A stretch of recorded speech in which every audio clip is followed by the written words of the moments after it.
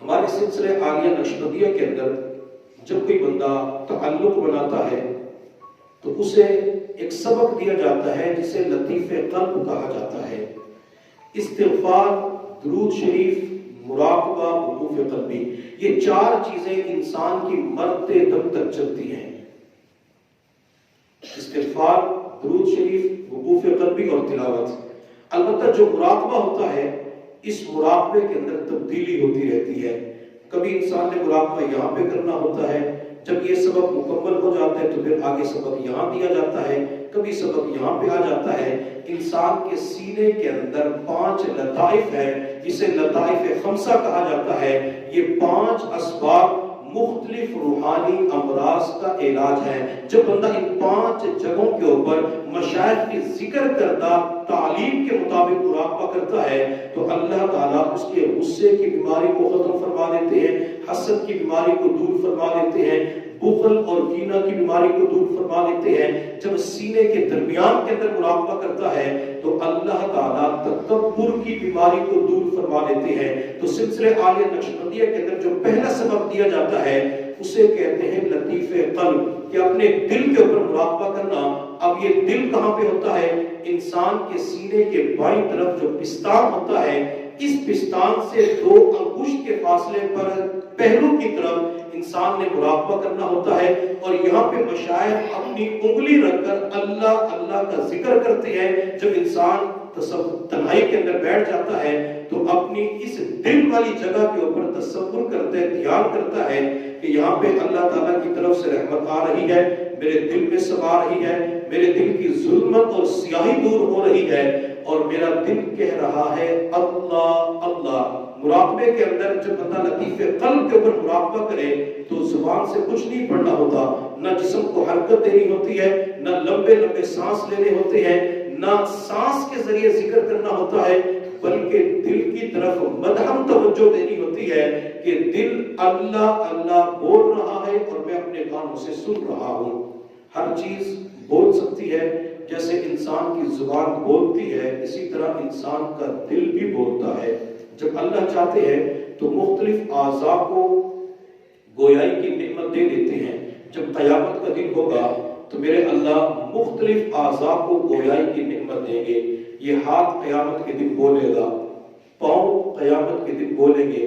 میرے اللہ نے قرآن میں فرمایا اليوم نختم على افواہہم وتکلمنا ایدیہم وتشہد ارجلہم، اور دوسری جگہ میرے اللہ نے فرمایا یوم تشہد علیہم السنتہم وایدیہم وارجلہم بما کانوا یعملون۔ قیامت کے دن انسان کے ہاتھ انسان کے خلاف گواہی دیں گے، انسان کے پاؤں انسان کے خلاف گواہی دیں گے۔ جب یہ اعضاء انسان کے خلاف گواہی دیں گے تو انسان اس وقت کہے گا لما شہدتم علینا، آج تم میرے خلاف گواہی کیوں دے رہے ہو؟ تو اس وقت سارے اعضاء مل کر جواب دیں گے انطقنا اللہ الذی انطق کل شیء، کہ جس پروردگار نے ہر چیز کو بولنے کی طاقت و قوت دی ہے اسی پروردگار نے ہمیں بولنے کی طاقت و قوت دی ہے۔ جو ہاتھ سے گناہ کرے گا یہ ہاتھ قیامت کے دن بندے کے خلاف گواہی دے گا، پاؤں سے گناہ کی طرف چل کے جائے گا یہ پاؤں بندے کے خلاف گواہی دیں گے، آنکھوں سے گناہ کیا ہوگا آنکھ بندے کے خلاف گواہی دیں گے، زبان سے گناہ کیا ہوگا تو یہ زبان بندے کے خلاف قیامت کے دن گواہی دے گی۔ اگر انسان کا ہاتھ بول سکتا ہے، پاؤں بول سکتے ہیں، آنکھیں بول سکتی ہے تو پھر انسان کا دل کیوں نہیں بول سکتا؟ اگر یہ اعضاء اللہ کی قدرت کی وجہ سے بول سکتی ہے تو پھر انسان جب دل کے اوپر محنت کرتا ہے تو اللہ تعالیٰ اپنی قدرت کا مظاہرہ کرتے ہوئے بندے کی محنت کی وجہ سے، بندے کے ذکر کی وجہ سے اس دل کو وہ نعمت عطا فرما دیتے ہیں کہ یہ دل اللہ اللہ بولنا شروع ہو جاتا ہے اور انسان اپنے کانوں سے اس آواز کو سن رہا ہوتا ہے۔ اب میں اس چھوٹے سے سپیکر کے اندر مائک کے اندر بول رہا ہوں اور آپ کو دونوں طرف جو سپیکر لگے ہوئے ہیں وہاں سے آواز آ رہی ہے، لیکن جب انسان دل کے اوپر مراقبہ کرتا ہے تو یہ آواز انسان خود سنتا ہے کوئی دوسرا نہیں سن سکتا. 2 سپیکروں کی آواز چند افراد سن رہے ہیں، اور جب بندے کا دل جاری ہو جاتا ہے تو اس دل کی آواز ساتھ بیٹھنے والا نہیں سن سکتا، ساتھ بیٹھنے والا دوست نہیں سن سکتا، بلکہ انسان خود اپنے کانوں سے سن رہا ہوتا ہے. حتیٰ کہ جب انسان کا دل جاری ہو جاتا ہے، انسان کھانا کھا رہا ہوتا ہے، تب بھی دل کے اندر سے اللہ اللہ کی آواز آ رہی ہوتی ہے. یہ بندے کی محنت کے اوپر ہوتا ہے. جب تک بندہ محنت نہ کرے تو اس وقت تک بندے کو قلبی کیفیات نصیب نہیں ہو سکتی. اور یہ جو ہم مراقبہ کرتے ہیں، مراقبے کے اندر خاموشی سے بیٹھ جاتے ہیں. اکثر سالکین کہتے ہیں کہ کوئی پڑھنے والا وظیفہ بتائیں، زبان سے ذکر کریں. مراقبہ کرنا مشکل ہوتا ہے. حدیث پاک کے اندر نبی علیہ السلام نے ارشاد فرمایا، خیر الذکر الخفی، کہ بہتر ذکر کون سا ہوتا ہے؟ تو نبی علیہ السلام نے فرمایا کہ بہتر ذکر ذکر خفی ہوتا ہے، بہتر ذکر ذکر قلبی ہوتا ہے. یہ جو ہم مراقبہ کرنے کے لیے بیٹھ جاتے ہیں، اسے ذکر قلبی کہا جاتا ہے، اسے ذکر خفی کہا جاتا ہے. اور ایک حدیث کے اندر نبی علیہ السلام نے ارشاد فرمایا کہ وہ ذکر جس کو فرشتے سنتے ہیں، یعنی زبان سے جب ہم پڑھتے ہیں اللہ اللہ لا الہ الا اللہ سبحان اللہ، تو اس ذکر کو فرشتے سنتے ہیں. اور دوسرا ذکر جو ہم سلسلہ عالیہ نقشبندیہ کے اندر مراقبہ کرتے ہیں، تو اس ذکر کو فرشتے نہیں سن سکتے. تو نبی علیہ السلام نے ارشاد فرمایا کہ وہ ذکر جس کو فرشتے سنتے ہیں، اس ذکر سے جس کو فرشتے نہیں سنتے 70 گنا زیادہ فضیلت رکھتا ہے. وہ ہے کہ مراقبے کو، ذکر قلبی کو، ذکر خفی کو ذکر لسانی کے اوپر 70 گنا زیادہ فضیلت ہے. یوں سمجھ لیں کہ جب بندہ مراقبہ کرتا ہے تو اللہ 70 گنا زیادہ بندے کو زبان سے ذکر کرنے والے سے زیادہ اجر عطا فرما دیتے ہیں. تو اس کا مطلب یہ ہوا کہ جب بندہ مراقبہ کرتا ہے لطیف قلب کے اوپر، تو لطیف قلب کے اوپر مراقبہ کرنے کی وجہ سے اللہ تعالیٰ 70 گنا زیادہ بندے کو ثواب عطا فرما دیتے ہیں. اور لطیف قلب کے اوپر مراقبہ کرنے کا دوسرا فائدہ وہ یہ ہوتا ہے کہ اللہ تعالیٰ گندے قسم کے خیالات کو دور فرما دیتے ہیں. یہ جو دماغ کے اندر گندے نفسانی شیطانی شہوانی خیالات آتے رہتے ہیں، بندہ دیندار بھی ہوتا ہے، نمازی، تہجد گزار، عبادت گزار، صوم و صلات کا پابند ہوتا ہے، ہر اعتبار سے آگے بڑھنے والا ہوتا ہے، لیکن دماغ کے اندر گندے خیالات کی کیسٹ چل رہی ہوتی ہے اور بندہ پریشان ہوتا ہے کہ نماز کے اندر بھی گندے خیالات، سجدے کے اندر بھی گندے خیالات، تلاوت کے دوران بھی گندے خیالات. اور اس لیے مشاہد اسے کہتے ہیں یہ فکر کی گندگی ہے، یہ ذہن کی گندگی ہے. جیسے کمرے کے اندر گند پڑا ہوتا ہے تو کہتے ہیں کمرہ گندا ہو چکا ہے، باہر گند پڑا تو کہتے ہیں صحت گندا ہو چکا ہے. جس دماغ کے اندر گندے قسم کے خیالات آتے ہیں تو مشاہد فرماتے ہیں کہ یہ فکر کی گندگی ہوتی ہے. اور مشاہد کا ایک بہترین ملفوظ ہے، بہترین جملہ ہے. مشاہد فرماتے ہیں فکر کی گندگی ذکر سے دور ہوتی ہے. جب بندہ لطیف قلب کے اوپر مراقبہ کرتا ہے، اللہ اس مراقبے کی وجہ سے گندے قسم کے خیالات کو دور فرما دیتے ہیں اور بندے کو مراقبے کے اندر دھیان کی نعمت نصیب ہو جاتی ہے. اور جب بندے کو مراقبے کے اندر دھیان کی نعمت نصیب ہو جاتی ہے تو بندے کی توجہ گندے خیالات کی طرف بالکل نہیں جاتی. لطیف قلب کے اوپر مراقبہ کرنے کا تیسرا فائدہ یہ ہوتا ہے اللہ تعالیٰ عشق مجازی کو ختم فرما دیتے ہیں. بعض مرتبہ انسان کسی لڑکے کے عشق کے اندر مبتلا ہو گیا، کسی لڑکی کی محبت کے اندر جو ناجائز قسم کی محبت ہے اس کے اندر مبتلا ہو گیا. اب اس کے خیالات بندے کے دل و دماغ سے نہیں نکلتے، ہر وقت اسی کی فکر میں لگا ہوتا ہے.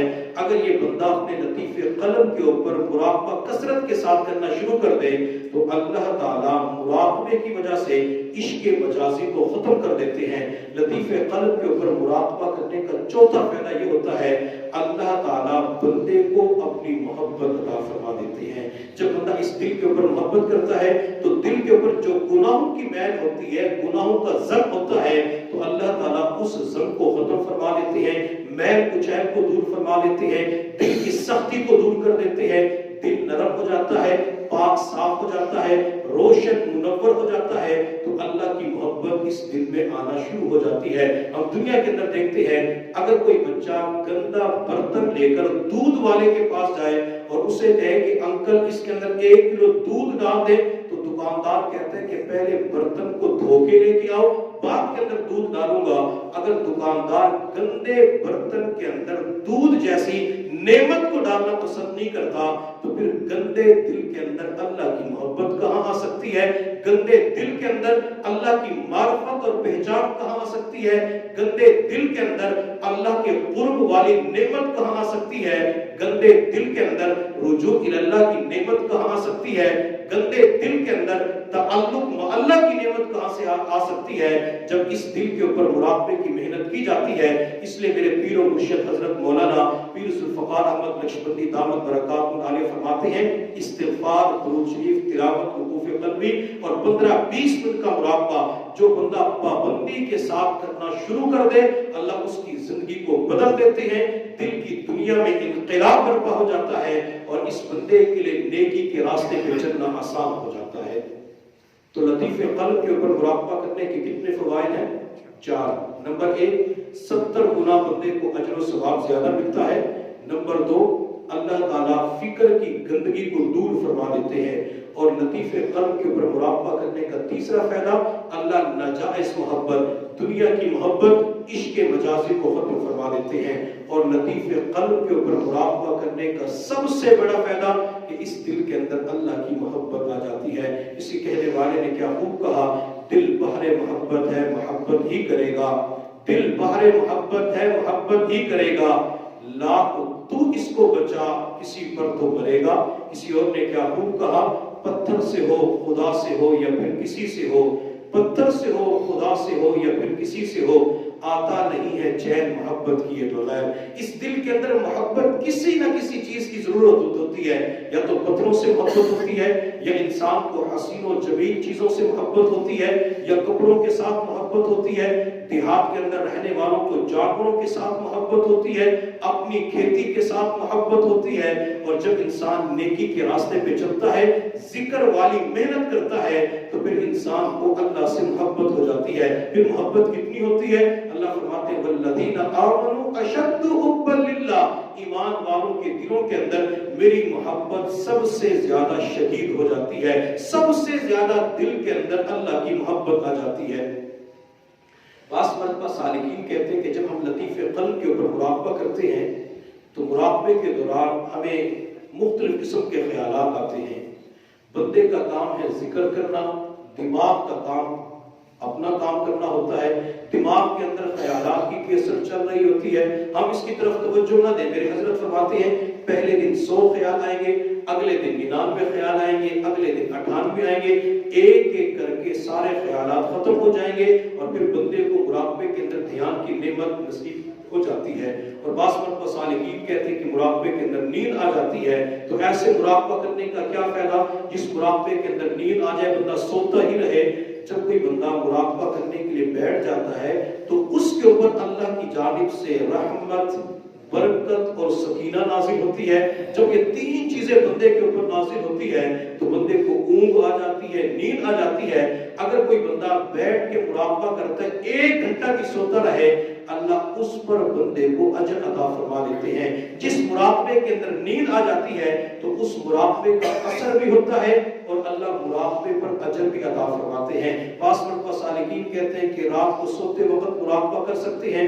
जी हाँ, लेट कर मुराक़बा किया जा सकता है, उसका सवाब मिलेगा, अलबत्ता मुराक़बे के अंदर शुमार नहीं होगा। फिर तो बंदा अगले दिन कह सकता है कि हजरत मैंने कल रात 6 घंटे का मुराक़बा किया है, मैंने कल रात 8 घंटे का मुराक़बा किया है। अब ये बंदा 6 घंटे मुराक़बा करने वाला, 8 घंटे मुराक़बा करने वाला, ये तो पूरी रात सोता रहा। तो अगर बंदा लेट के मुराक़बा करते उस पर सवाब मिलता है, लेकिन मुराक़बे के अंदर वो शुमार नहीं होता। हाँ, बंदा बैठे बैठे सो जाता है मुराक़बे के अंदर, तो उस पर अजर भी मिलता है, असर भी होता है।